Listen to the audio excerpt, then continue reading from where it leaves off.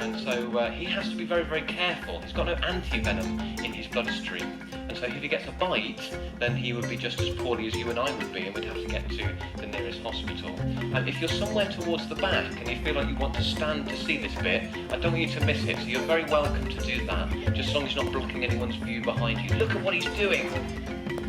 His wings are totally spread. He's got those long tail feathers, those two central deck feathers fanned as well, and this lovely crest of feathers on the top of his head, waving about. And it's all to try to distract the snake.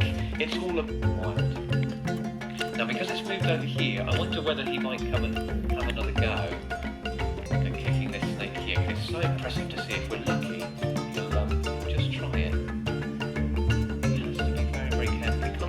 Really, to make much of a mistake at this point in his life. He's not 100% experienced just yet. Sounds like the breeding call of a hooded vulture out there somewhere.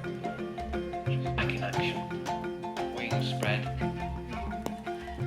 Can you hear that whack? It's amazing, isn't it? And trust me, you do not want to get a kick from a secretary bird.